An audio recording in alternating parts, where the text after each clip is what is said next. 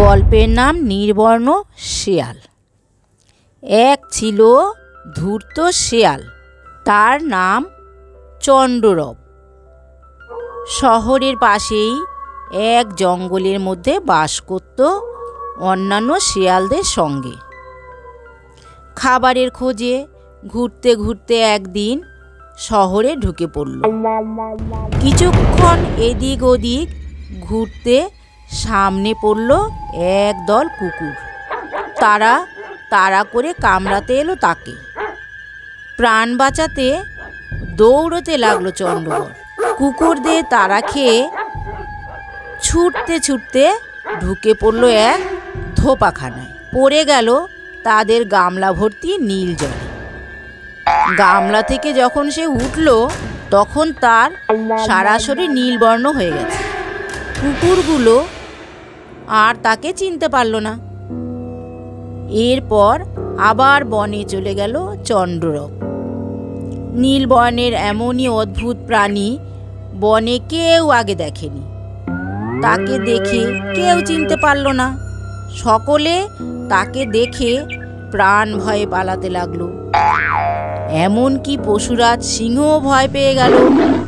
চন্ডরব খুবই অবাক হলো, নিজের মনে খুব হেসে নিল। এরপর ধূর্ত চন্ডরব চেঁচিয়ে বলল, আমি স্বর্গ থেকে আসছি, আমি তোমাদের রাজা। আমার নাম কুমুদ্রুম। ব্রহ্মা আমাকে সৃষ্টি করে তোমাদের রাজা হিসাবে পাঠালেন। বনের সমস্ত প্রাণী তাকে রাজা বলে মেনে নিল। বাঘ, সিংহ ইত্যাদি সকলে হাত জোর করে বলল, প্রভু, আমরা সবাই আপনার দাস। আপনি রাজা হিসাবে আমাদের প্রতিপালন করুন। কুমুদ্রুম বেশ সুখেই বনে বাস করছে। বাঘ, সিংহ, হাতি প্রভৃতি বড় বড় জন্তুরা শিকার ধরে এনে দেয় তাকে, আর সে মনের আনন্দে বসে বসে খায়। রাজা খুবই অহংকারী হয়ে উঠল।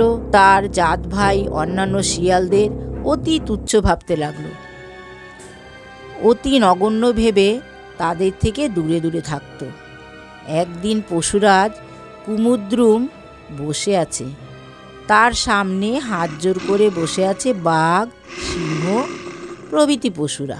দূরে শোনা গেল একদল শেয়ালের কোলাহল, হুক্কা হুয়া হুক্কা হুয়া চিৎকার। চন্ডরব স্বজাতির সেই ডাক শুনে সব ভুলে গেল। স্বভাব যায় না মরলে। তার গায়ের লোম খাড়া হয়ে উঠল, মনে ফুর্তি জেগে উঠল। সেও মুখ উঁচু করে ডেকে উঠল, হুক্কা হুয়া হুক্কা হুয়া। বাঘ সিংহদের আর বুঝতে কিছু বাকি রইল না। চন্ডরবের গলার স্বরই জানিয়ে দিয়েছে সে নিছক একটি শিয়াল।